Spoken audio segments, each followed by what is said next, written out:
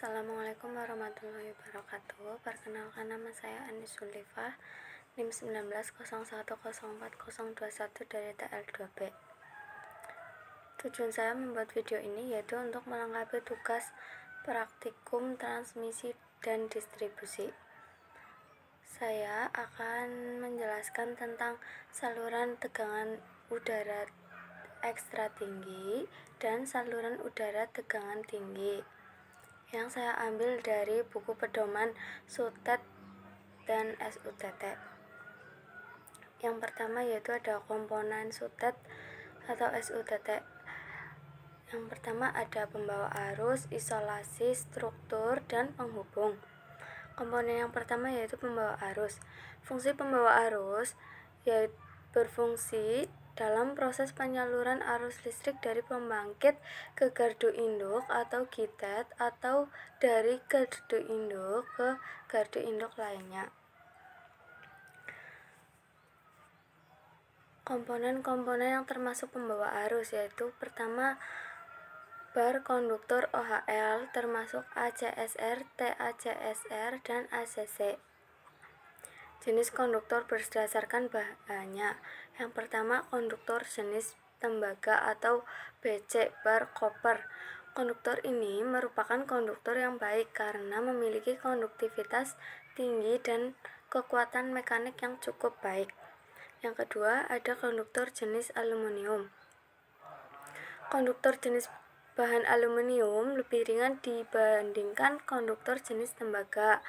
Konduktivitas dan kekuatan mekaniknya lebih rendah. Jenis konduktor aluminium ada konduktor ACSR atau aluminium konduktor steel reinforced, seperti ini gambarnya.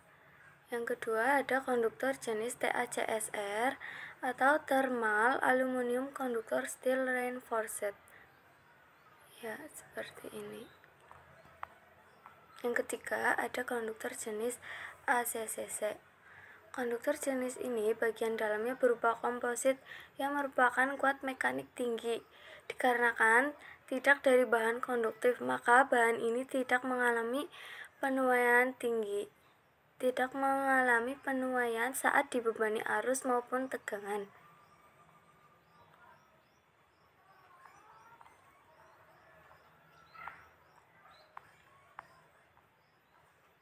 Yang kedua ada isolasi. Isolasi berfungsi untuk mengisolasi bagian yang bertegangan dengan bagian yang tidak bertegangan atau ground, baik saat normal continuous operator dan saat terjadi surja termasuk petir di dalam saluran transmisi. Sesuai fungsinya, insulator yang baik harus memenuhi sifat yang pertama yaitu berdasarkan karakteristik elektrik. Insulator memiliki ketahanan tegangan impuls petir, pengenal, dan tegangan kerja. Tegangan tembus minimum sesuai dengan tegangan yang merupakan bahan isolasi yang diapit oleh logam sehingga merupakan kapasitor. Yang kedua, berdasarkan karakteristik mekanik. Insulator harus mempunyai kuat mekanik guna menanggung beban tarik konduktor, penghantar maupun beban berat insulator dan konduktor penghantar. Menurut bentuknya, insulator terdiri dari 3. Yang pertama, insulator piring, seperti ini gambarnya, seperti piringan. Yang kedua, insulator tipe pos berdiri. Yang ketiga, insulator long rod.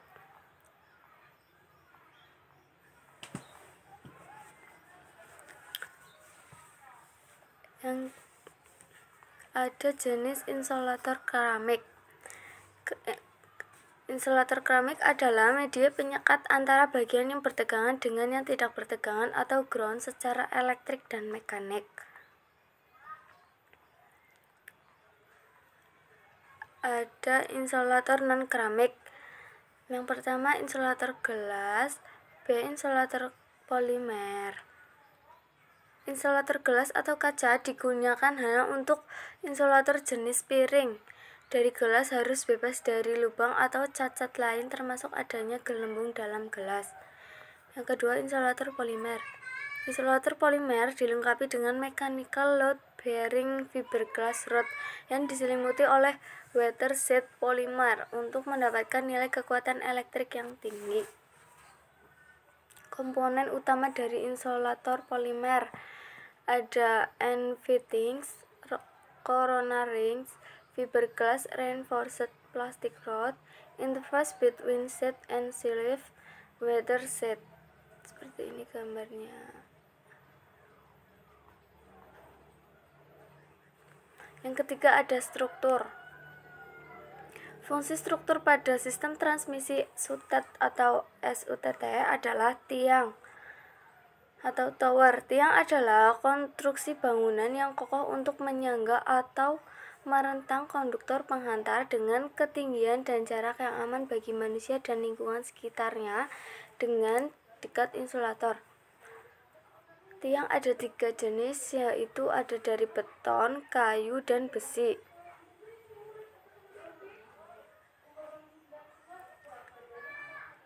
Fungsi tiang yang pertama sebagai penegang atau tension tower.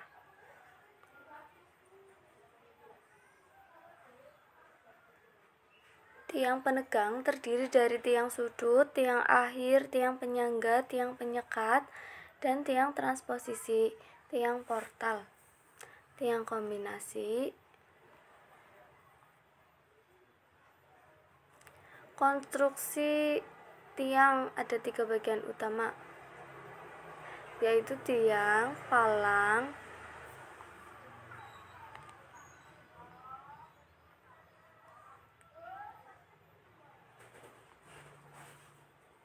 pondasi tower. Pondasi adalah konstruksi beton bertulang untuk menyikat kaki tower atau stup dengan bumi. Jenis pondasi tower beragam menurut kondisi tanah tempat tapak tower berada dan beban akan ditanggung oleh tower. Jenis pondasi ada normal. Normal dipilih untuk daerah yang dinilai cukup keras tanahnya. Spesial, pancang atau fabrication dan casing dipilih untuk daerah yang lembek atau tidak keras sehingga harus diupayakan mencapai tanah keras yang lebih dalam. Yang ketiga, rough dipilih untuk daerah berawa atau berair. Yang keempat, auger dipilih karena mudah pengerjaannya dengan mengebor dan mengisinya dengan semen. Yang kelima, rock drilled dipilih untuk daerah bebatuan.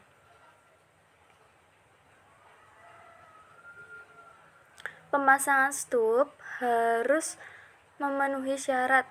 Yang pertama, jarak antar stup harus benar. Sudut kemiringan stup harus sesuai dengan kemiringan kaki tower. Level titik hubung stup dengan kaki tower tidak boleh beda 2 mm. Seperti ini gambar konstruksinya.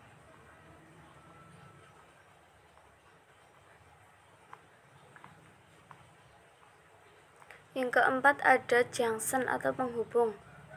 Junction berfungsi menghubungkan subsistem current carrying pembawa arus, subsistem isolasi, dan subsistem struktur atau struktur. Junction pada sistem transmisi SUTET atau SUTT adalah semua komponen pendukung fungsi pembawa arus, isolasi, dan struktur. Berdasarkan peran sebagai komponen pendukung, junction terbagi atas suspension clamp, strain clamp, dead end compression, socket clevis, bolt clevis, triangle plate link, square plate, shackle, turnbuckle atau span scrub, link ejector. Yang kedua, menghubungkan substation installation dengan substation struktur. Yang kedua ada menghubungkan subsistem insulator dengan subsistem struktur. Terdiri atas triangle plate, link bolt socket, extension link, shackle, ejector plate.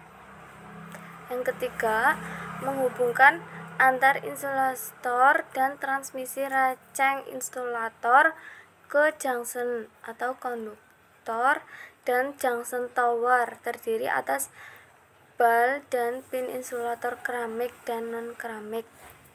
Yang keempat, menghubungkan subsistem pengaman petir terdiri atas suspension clamp GSW. Yang kelima, menghubungkan antar subsistem pengaman petir terdiri dari join GSW. Pengamanan dari gangguan petir. SUTET atau SUTT merupakan instalasi penting yang menjadi target mudah bagi sambaran petir karena strukturnya yang tinggi dan berada pada lokasi yang terbuka. Sambaran petir pada SUTET atau SUTT merupakan suntikan muatan listrik. Suntikan muatan ini menimbulkan kenaikan tegangan pada SUTT atau SUTET, sehingga pada SUTT atau SUTET timbul tegangan lebih berbentuk gelombang impuls dan merambat ke ujung-ujung SUTET atau SUTT. Tegangan lebih akibat sambaran petir disebut sebagai surja petir. Kawat ground steel wire optic ground wire. Kawat GSW adalah media untuk melindungi konduktor fasad dari sambaran petir. Kawat ini dipasang di atas konduktor fasad dengan sudut perlindungan yang sekecil mungkin. Dengan anggapan petir menyambar dari atas konduktor, namun jika petir menyambar dari samping, maka dapat mengakibatkan konduktor fasad tersambar dan dapat mengakibatkan terjadinya gangguan. Pada tipe tower tension, pemasangan kawat GSW dapat menggunakan dead end compression dan protection rod yang dilengkapi helical head end. Sedangkan pada tipe power suspension digunakan suspension clamp untuk memegang kawat GSW atau OPGW.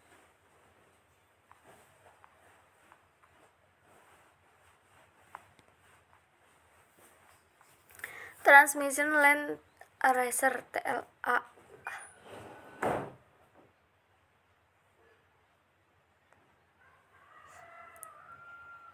Parameter penting dalam desain tower adalah geometri, ketinggian, shell-wear, dan tingkat petanahan tower.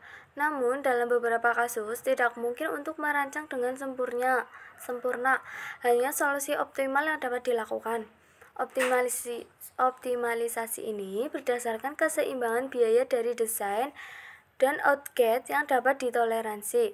Mengingat geografis jalur transmisi memiliki life cycle dan kebutuhan pelanggan terhadap tingkat pelayanan semakin tinggi, sementara perubahan desain jalur transmisi biasanya mahal. Memasang arraser petir pada saluran transmisi TLA merupakan solusi yang efektif untuk meningkatkan reliability sistem. TLA dapat melindungi sistem dari kejadian-kejadian back flashover,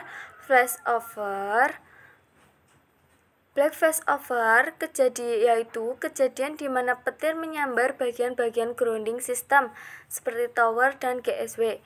Tetapi arus petir tidak dapat dialirkan ke tanah karena impact lokal grounding desainnya yang tidak bekerja dengan baik. Yang kedua, flashover. Kejadian di mana perlindungan GSW tidak maksimal sehingga petir menyambar langsung pada konduktor. Komponen utama dari TLA. Yang pertama, clamp. Clamp yaitu alat yang dipasangkan pada konduktor ke TLA yang berfungsi untuk memegang konduktor penghantar. Yang kedua, corona ring.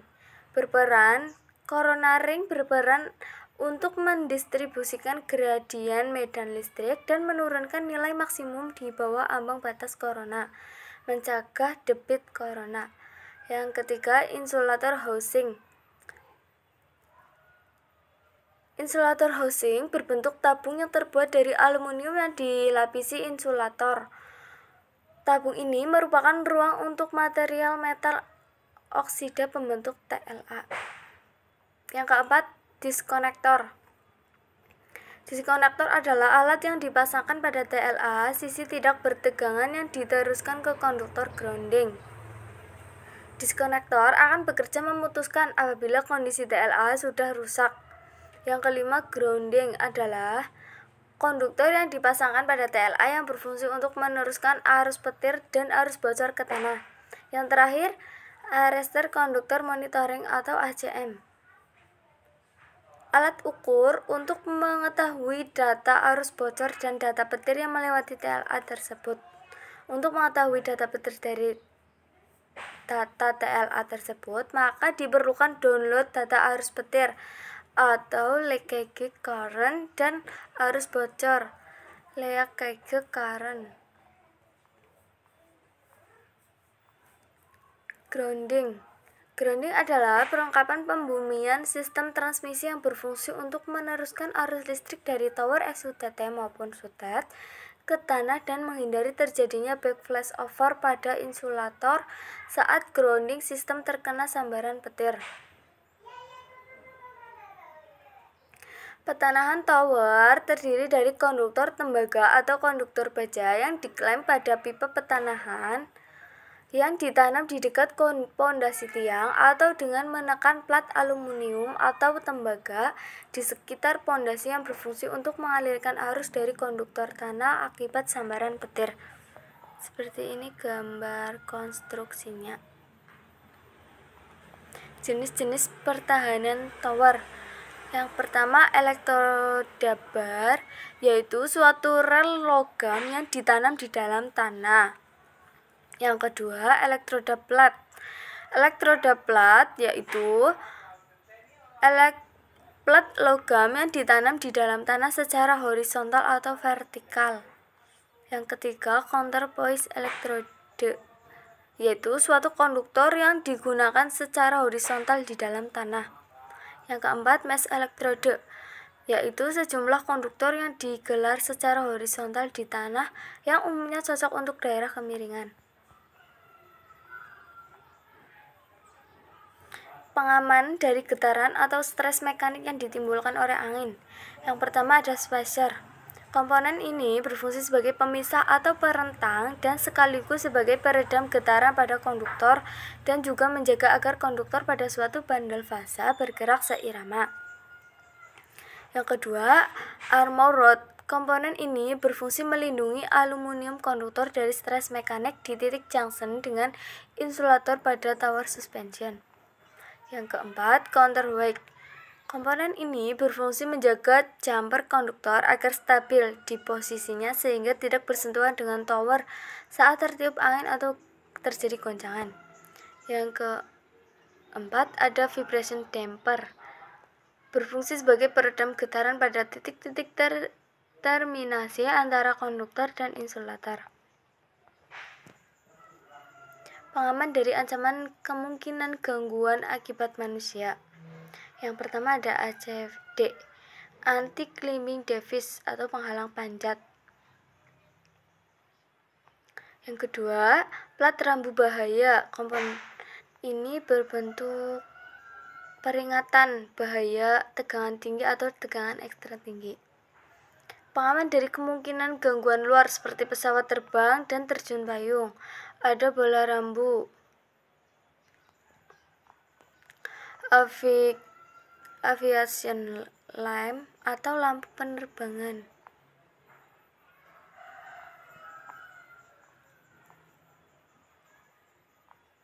Pengaman dari urat konduktor putus. Yang pertama ada repair sleeve.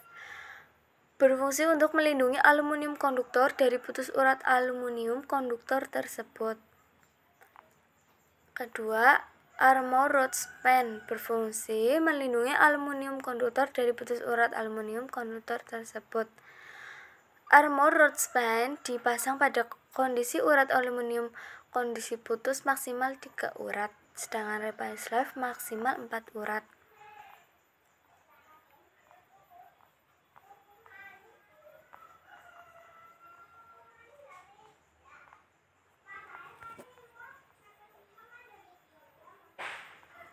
Pedoman pemeliharaan SUTT atau SUTET. Jenis-jenis pemeliharaan ada dua, yaitu pemeliharaan preventif dan pemeliharaan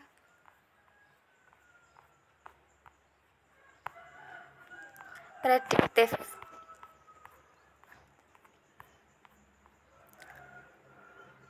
Yang pertama ada preventif.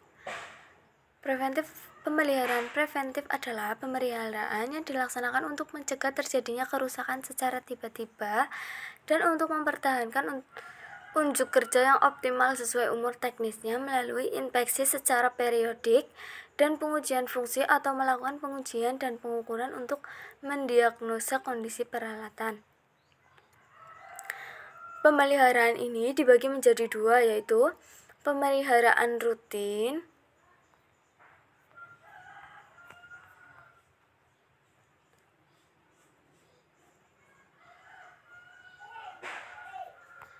dan pemeliharaan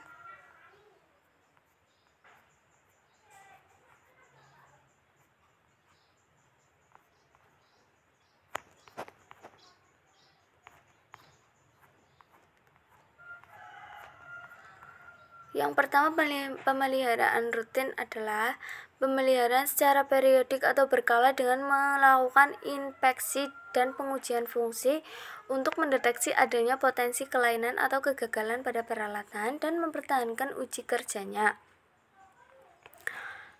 Ruang lingkup pemeliharaan rutin meliputi in-service visual inspection, ground patrol, dan clamp up inspection.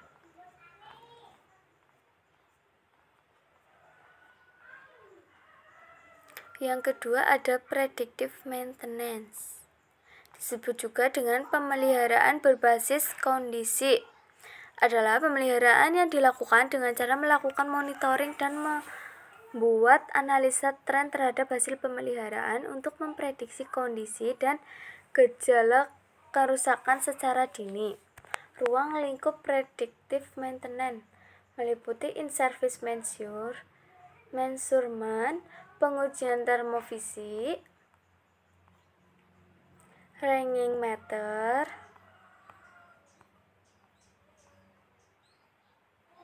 dan pengujian pencure insulator, pengujian resistensi pertahanan tower, dan LTLA, shutdown testing atau measurement. Yang ketiga ada pemeliharaan pasca gangguan, adalah pemeliharaan yang dilaksanakan setelah peralatan mengalami gangguan dengan kegiatan pemeliharaan yang dilaksanakan meliputi in-service visual inspection, ground patrol, merupakan melakukan pengecekan jalur setelah rolase atau trip akibat gangguan eksternal, dilanjutkan clamp up inspection untuk memastikan sumber gangguan, dan in-service measurement meliputi termofisik, pencure insulator, atau ITC download TLA. Correction maintenance adalah pemeliharaan yang dilakukan karena peralatan mengalami kelainan atau unjuk kerja rendah pada saat menjalankan fungsinya atau kerusakan berdasarkan kondisi asesmen dari predictive maintenance dengan tujuan untuk mengembalikan pada kondisi semula melalui perbaikan atau repair ataupun pergantian atau replace. Di dalam pelaksanaannya, correction maintenance dapat dibagi menjadi dua bagian, yaitu yang pertama planet adalah pemeliharaan yang dilakukan karena peralatan mengalami kelainan atau unjuk kerja rendah pada saat menjalankan fungsinya dengan tujuan untuk mengembalikan pada kondisi semula melalui perbaikan atau repair ataupun penggantian atau replace secara terencana.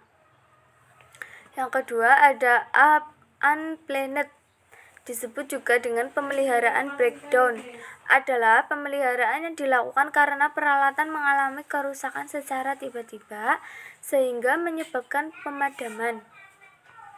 Untuk mengembalikan pada posisi semula perlu dilakukan perbaikan besar atau repair, atau juga bisa dengan penggantian replace.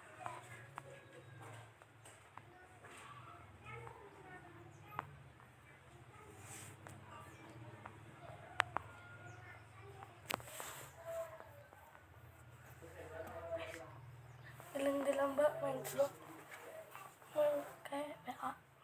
Kene iki ono jam pira iki nyumbang kate kapan? Sekian dari saya. Maaf apabila ada kekurangan dalam penyampaian. Mohon dimaafkan. Sekian, terima kasih. Wassalamualaikum warahmatullahi wabarakatuh.